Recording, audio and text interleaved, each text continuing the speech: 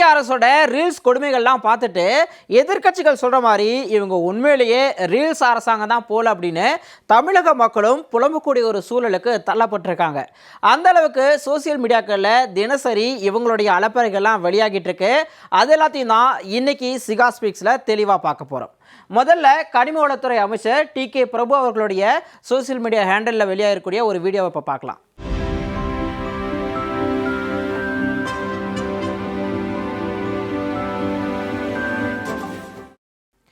இதில் பார்க்கும்போது உங்களுக்கு தெரியும், அமைச்சர் ஒரு உணவகத்துக்கு சாப்பிட போயிருக்காரு.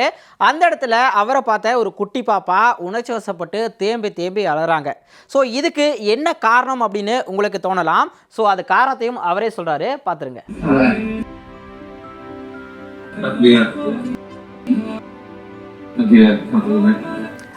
அவர் என்ன சொல்கிறாரு அப்படின்னா, ஹாப்பியா என்னை பார்த்துட்டுல அப்படின்னு சொல்கிறாரு. ஸோ இந்த இடத்துல தான் நமக்கு முதல் கேள்வி எழுது. ஏன்னா ஒரு அமைச்சரை பார்த்ததுக்காக எதுக்காக இந்த பாப்பா இந்த அளவுக்கு எமோஷனல் ஆகணும்? இப்போது முதலமைச்சர் விஜய் அவர்களை சந்திச்சாந்தா கண்டிப்பாக அவங்க எமோஷனல் ஆகிருப்பாங்க. ஏன்னா சின்ன வயசுலேருந்து விஜய் அவர்களுடைய ஃபேனாக இருந்திருப்பாங்க, தீவிரமான ரசிகையாக இருந்திருப்பாங்க, அவரை திரையில் பார்த்து என்ஜாய் பண்ணியிருப்பாங்க. ஸோ முதல் முறையாக அவரை நேரில் சந்திக்கும் போது அவங்கள அறியாமல் உணர்ச்சி வசப்பட்டிருப்பாங்க. ஏன் நிறைய பெரிய ஆட்களே அவரை பார்த்து உணர்ச்சி வசப்படக்கூடிய காட்சிகள் நம்ம பார்த்துருக்கோம். ஸோ இந்த இடத்துல இவரை பார்த்து ஏன் இந்த அளவுக்கு எமோஷனல் ஆனாங்க அப்படிங்கிறது ஒரு கேள்வியாக இருந்தாலும், மேபி அவர் சோசியல் மீடியாவில் ரொம்ப ஆக்டிவாக இருக்காரு, அவரை பார்த்து கூட இந்த பாப்பா வந்து ரொம்ப கனெக்டாக இருக்கலாம் அப்படிங்கிற ஒரு கேள்வியும் கூட முன்வைக்கலாம். பட் அதுலேயும் ஒரு பிரச்சனை இருக்குது. இப்போ இதை பார்த்தீங்கன்னா உங்களுக்கே தெரியும், முதல் படத்தில் பார்த்தீங்கன்னா சால்னா இல்லை, ரெண்டாவது படத்தில் பார்க்கும்போது அந்த சால்னா ஊற்றி இருக்கிறது தெரியுது. ஸோ இதுதான் எல்லாருக்கும் சந்தேகத்தை கிளப்பியிருக்கு. அது எப்படி கூட பக்கத்தில் ஒரு பாப்பா உணர்ச்சி வசப்பட்டு அழுதுட்டு இருக்கும்போது அமைச்சர் பரோட்டா சாப்பிட்டுட்டு இருந்தாரா அப்படிங்கிற கேள்வி எழுது. மேபி இந்த வீடியோ வந்து ரொம்ப லாங் வீடியோ இருந்திருக்கலாம், நடுவில் கட் பண்ணி தூக்கியிருக்கலாம், அதனால் சால்னா ஊற்றுறது வராமல் இருக்கலாம்னு கூட சொல்லலாம். பட் இருந்தாலும் கூட அமைச்சர்கிட்ட ஒரு பாப்பா அழுதுட்டு இருக்கும்போது அந்த பாப்பாவை தேத்துவாரா இல்லை சால்னா ஊற்றி பரோட்டா சாப்பிடுவாரா அப்படிங்கிற ஒரு லாஜிக்கும் இந்த இடத்துல எழுக்க தான் செய்யுது. சரி, ஒரு பக்கம் கனிம வளத்துறை அமைச்சர் இது மட்டும் இல்லை, அவர் ஆய்வு போகும்போது கூட நிறைய ட்ரோன் கேமராஸ்லாம் கொண்டு போய் ரொம்பவே மாசா பிஜிஎம்லாம் போட்டு ரீல்ஸ் போட்டுட்டு இருக்காங்க மாதிரி நிறைய வீடியோ நம்மளால் பார்க்க முடியுது. இவருக்கே டஃப் கொடுக்குற மாதிரி இன்னொரு அமைச்சர் இருக்காங்க, அவங்க தான் தொழில்துறை அமைச்சர் கீர்த்தனா. ஸோ இவங்க பார்த்தீங்க அப்படின்னா ஒரு 54 செகண்டுக்கு ஒரு ரீல்ஸை வந்து வெளியிட்டிருக்காங்க. இது எதுக்காக அப்படின்னா, வெளிநாட்டில் இருக்கக்கூடிய தொழில் முனைவோர்களை தமிழ்நாட்டில் முதலீடு செய்கிறதுக்காக இன்வைட் பண்ணுறாங்க. ஸோ அதுக்கு தான் இந்த reels.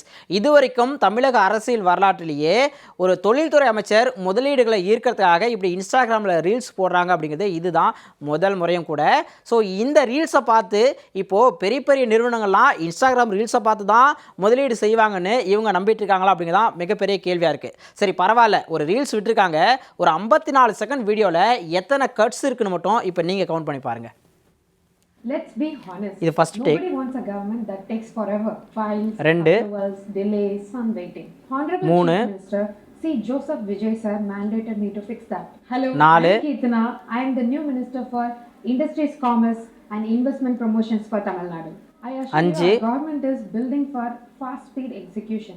Here is our process. 21 day clearances, single window approval, the direct expedition system that reached to me and the Honorable Chief Minister.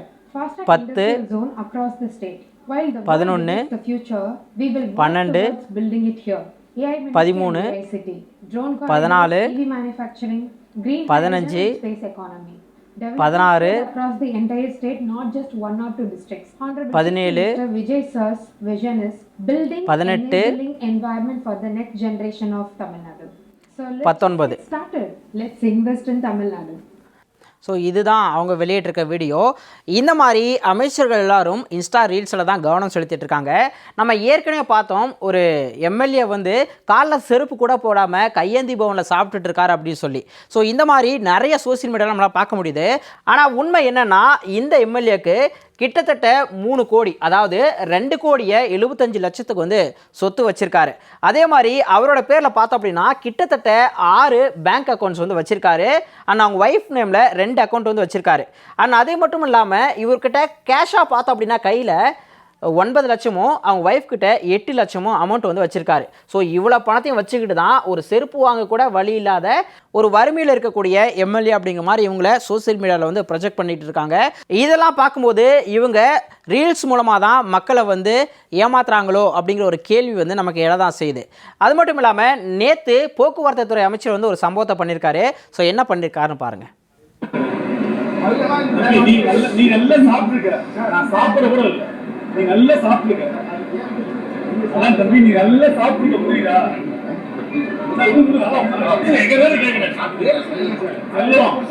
நீ நல்லா சாப்பிட்டுருக்க, நான் சாப்பிட கூட இல்லை. ப்ளீஸ் புரிஞ்சுக்கோ போ.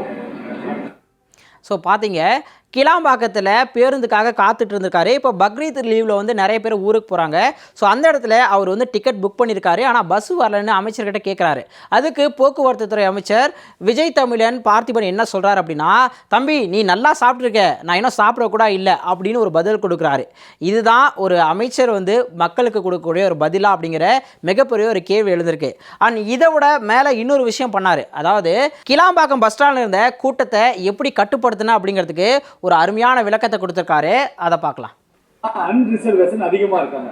முன்பதிவு செய்யாதவர்கள் அதிகமாக கும்பலா சேர்றதுனால அவங்களுக்கு ஒரு குழந்தையை கூட்டு வர்றாங்க, ஒரு பதட்டம் வருது, இந்த வண்டி வரலன்ட்டு. இதுல முன்பதிவு செய்தவர்கள் வந்துடுறாங்க. அப்ப ரெண்டு தான் இங்க பிரச்சனையே வருது.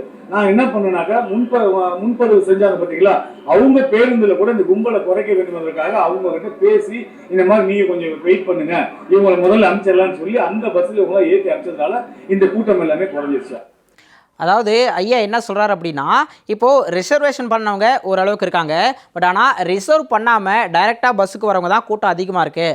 அதனால் என்ன பண்ணோம் அப்படின்னா, ரிசர்வ் பண்ணாங்க இல்லையா, அவங்க எல்லாத்தையும் ஐயா நீங்கள் எல்லாம் கொஞ்ச நேரம் இருங்க, ரிசர்வ் பண்ணாதவங்களை முதல்ல பஸ்ஸில் இந்த பஸ்ஸில் அனுப்பிடுறோன்னு சொல்லி அனுப்பி வச்சுட்டோன்னு சொல்கிறாங்க. சரி, இது எந்த விதத்தில் நியாயம்? இப்போது ரிசர்வ் பண்ணி வந்தவங்க இதை ஏற்றுப்பாங்களா? சரி, இப்போ கூட்டம் கம்மியாக இருக்கிறதுனால இப்படி பண்ணிட்டீங்க. இப்போது தீபாவளி பொங்கல் சமயத்தில் லட்சக்கணக்கான மக்கள் வந்து வருவாங்க. அந்த இடத்துல இந்த மாதிரி பண்ண முடியுமா?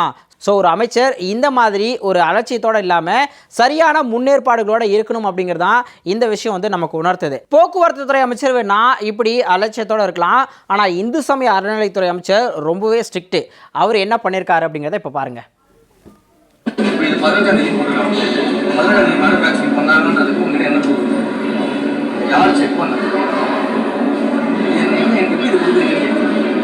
பார்த்தீங்கன்னா இந்த முறுக்கு பாக்கெட்டில் 15ஆம் தேதி மேனுஃபேக்சரிங் டேட் போட்டிருக்கு. ஆனால் உண்மையிலேயே அது 15ஆம் தேதி தான் செஞ்சாங்களாங்கிறது என்ன ப்ரூஃப் வச்சுருக்கீங்கன்னு அவர் கேட்குறாரு. இதுக்கு என்ன ப்ரூஃப் கொடுக்க முடியும்? இப்போது இந்த மாதிரி சிறுதொழில்கள் எல்லாமே சிறுதொழில்கள் இல்லை. இப்போ நம்ம ஒரு சூப்பர் மார்க்கெட்டில் போய் ஒரு பொருள் வாங்கணும்னு வச்சுக்கலாமே, அந்த பொருளில் மேனுஃபேக்சரிங் டேட் அவங்க என்ன போட்டிருக்காங்களோ அந்த டேட் தான் நமக்கு தெரியும். அந்த டேட் தான் உண்மையிலேயே அது செஞ்சாங்களாங்கிறத அதை எப்படி நம்ம கேட்க முடியும்? அதுக்கு சாத்தியமில்லாத ஒரு விஷயம். அமைச்சர் இந்த அடிப்படை புரிதல் கூட இல்லாமல் இந்த இடத்துல கேள்வி எழுப்புனது தான் சோஷியல் மீடியாவில் ரொம்பவே ட்ரால் மெட்டீரியல் ஆகிடுச்சு. இப்போது அதுக்கு முன்னாடி ஒரு சில பொருள்கள் வந்து டேட்டே போடாமல் இருந்தது, அதை கொஷின் பண்ணலாம், ஏன் இதில் டேட் போடலைன்னு. ஆனால் டேட் போட்டிருக்கிற ஒரு விஷயத்தை எடுத்துக்கிட்டு இந்த டேட்டில் தான் உண்மையிலே செஞ்சாங்களான்னு கேள்வி கேட்குறது எந்த விதத்தில் நியாயம்னு தெரில. ஸோ அமைச்சர் எப்படி இருக்காருன்னு பார்த்தா, இன்னொரு எம்எல்ஏ ஒருத்தர் ரொம்ப பிரமாதமான ஒரு ஐடியா கொடுத்துருக்காரு. அதாவது கழிவு மேலாண்மையில் எப்படிலாம் பயன்படுத்தலான்னு. அது என்னன்னு கேட்டலாம். தேவடியில வந்து பாறைப்பள்ளி கிட்டத்தட்ட 1100 அடி 1200 அடி பள்ளம் இருக்கு. கிட்டத்தட்ட 1700 அடி பள்ளம் இருக்கு. 200 அடி 300 அடின்னு பாத்தீங்கன்னா கீழே டெப்த் இருக்கு. அதுல கொண்டு போய் கொட்டிட்டோம்னு வச்சுங்களேன், இது யாருக்கும் எந்த பாதிப்பும் வரப்போறதில்ல. இதை விட சுற்றுச்சூழல் பாதிப்பு அங்க வராது.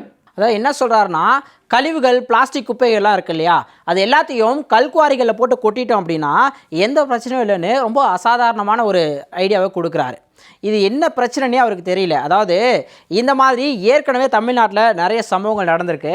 இப்போ உதாரணத்துக்கு சொல்லணும்னா, இப்போ பாறை குழிகளில் இந்த மாதிரி குப்பையில் கொட்டுறதுனால என்னென்னலாம் பிரச்சனை ஏற்படுனா, முதல்ல நிலத்தடி நீர் வந்து சுத்தமாக பாதிக்கப்படுறதுக்கு நிறைய வாய்ப்பு இருக்குது. ஆனால் அதே மாதிரி சுகாதார சீர்கேடும் ஏற்படும், சுவாச கோளாறுமான பிரச்சனைகளும் மக்களுக்கு ஏற்படுறதுக்கான வாய்ப்பு இருக்குது. ஆனால் அதே மாதிரி இந்த மாதிரி உள்ள மண்ணுக்குள்ளே போட்டு புதைக்கிறதுனால அந்த இடத்துல மீத்தேன் வாயு வந்து நிறைய தீ விபத்துகள் ஏற்படுறதுக்கான வாய்ப்புகளும் கூட இருக்குது. அதே மாதிரி இந்த மாதிரி இடத்துங்களில் வந்து நீர்நிலைகள் பக்கத்தில் நிறைய கால்நடைகள்லாம் போகிறதுக்கான வாய்ப்பு இருக்குது. ஸோ அதுவும் கூட பாதிக்கப்படும். உதாரணத்துக்கு சொல்லணும் அப்படின்னா, இப்போது திருப்பூர் மாநகராட்சியில் பார்த்தோம் அப்படின்னா முதலிப்பாளையம் அப்படிங்கிற ஒரு இடம் இருக்குது. அந்த இடத்துல பாறைக்குழியில் இந்த மாதிரி கழிவுகளை கொட்டினதுனால அந்த இடத்துல இருக்கக்கூடிய நிலத்தடி நீர் வந்து கிட்டத்தட்ட 1,20,000 TDS அளவுக்கு வந்து நச்சுத்தன்மை வாய்ந்ததாக மாறி இருக்கு அப்படின்னு ஆய்வுகள் சொல்லுது. ஸோ அதை எதிர்த்து கடந்த பல மாதங்களாக அந்த பகுதி மக்கள் வந்து பல்வேறு கட்ட போராட்டங்களையும் வந்து முன்னெடுத்துட்டு இருக்காங்க. ஆனால் இது எதையுமே தெரியாமல் ஒரு எம்எல்ஏவாக ஜெயிச்சு திருவெரும்பூர் சட்டமன்ற தொகுதி எம்எல்ஏ தாவக எம்எல்ஏ இந்த மாதிரி ஒரு ஐடியா வந்து கொடுக்குறாரு. இதை என்னன்னு சொல்கிறதான் தெரியல. ஸோ இவர் இப்படி இருக்கான்னு பார்த்தா இன்னொருத்தர் நம்ம தமிழக முதலமைச்சருடைய நெருங்கிய நண்பர், அவர் வந்து இப்போது மீன்வளத்துறை அமைச்சராக பதவியேற்றிருக்காரு. பட் அவர் அதுக்கு முன்னாடி என்ன சொல்லியிருக்காருங்கிறத பார்க்கலாம். இப்போது இந்த தூத்துக்குடியை ஒரு போர்ட் சிட்டியாக கம்ப்ளீட்டாக கன்வெர்ட் பண்ணணும் அப்படின்றது தான் தலைவரோட ஆசை, எங்களோட ஆசை. அதாவது தூத்துக்குடியை ஒரு துறைமுக நகராக மாற்றுறது தான் முதலமைச்சருடைய ஆசை அப்படின்னு அவருடைய நண்பரே சொல்கிறாரு. ஸோ இந்த அளவுக்கு தான் தாவேக்க எம்எல்ஏக்கள் வந்து இருக்காங்கிறத நம்மளால் புரிஞ்சிக்க முடியுது. அண்ட் இப்போ இவர் மீன்வளத்துறை அமைச்சர். ஸோ இவர்கிட்ட ஒரு கேள்வி எழுப்பியிருக்காங்க. அதாவது முதலமைச்சர் வந்து தேர்தல் அறிக்கையில் சொன்னார் கச்சத்தீவை வந்து மீட்டு கொண்டு வருவோம் அப்படின்னு சொல்லி. அது சம்மந்தமாக என்ன சொல்கிறீங்கன்னு பத்திரிகைகளுக்கு கேள்வி கேட்டிருக்காங்க. அதுக்கு அமைச்சர் என்ன பதில் சொல்லியிருக்காருன்னு இப்போ பார்க்கலாம். இதுக்கு முன்பாக இருந்த அரசுகள் பாத்தீங்கன்னா கச்சத்தீவை மீட்கும் நோ கமெண்ட்ஸ் எதுவுமே நிறைவேற்ற நோ கமெண்ட்ஸ் என்ன மாதிரியான செயல்பாடுல இருக்கு அதை பத்தி இப்போ பேச முடியாது. No comments. அதாவது பத்திரிகையாளர் கேள்விக்கு அமைச்சர் பதில் சொல்கிறாரோ இல்லையோ, அவர் பக்கத்தில் இருக்கிற நபர் முந்திட்டு வந்து சொல்கிறாரு no comments no comments no கமெண்ட்ஸ்னு. அதாவது கவுண்டமணி அவர்களுடைய காமெடி ஒன்று இருக்கும். அவங்க யாரா சொல்கிறது இல்லைன்னு வீட்டோட ஓனர் நான் சொல்கிறேன்டா இல்லை அப்படி சொல்லுவார்ல, அந்த மாதிரி கூட இருக்கவர் அவர் என்ன சொல்கிறது நோ கமெண்ட்ஸ்னு, நான் சொல்கிறேன் நோ கமெண்ட்ஸ்னு சொல்லிட்டு ரொம்ப சிம்பிளாக சொல்லிட்டு போகிறாரு மீன்வளத்துறை அமைச்சர். ஸோ இந்த மாதிரி தான் தமிழக அரசியலில் பார்த்தோம் அப்படின்னா இது ரொம்பவே ஒரு வித்தியாசமான ஒரு காலகட்டமாக இருக்குது. அமைச்சர்களும் சரி எம்எல்ஏக்களும் சரி இந்த மாதிரி பொருந்தாத விஷயங்களை நிறைய பேசுகிறாங்க. சோசியல் மீடியாவில் ஒரு ட்ரால் மெட்டீரியலாகவும் மாறிட்டு இருக்காங்க. ஸோ இது தொடர்ந்தால் தமிழகத்துடைய நிலை என்னாகும் அப்படிங்கிற ஒரு பயம் தமிழக மக்கள் மத்தியில் எழுந்திருக்கு. ஸோ இதெல்லாத்தையும் பற்றி நீங்கள் என்ன நினைக்கிறீங்க? உங்களோட கருத்துக்களை மறக்காமல் கமெண்ட்டில் சொல்லுங்கள்.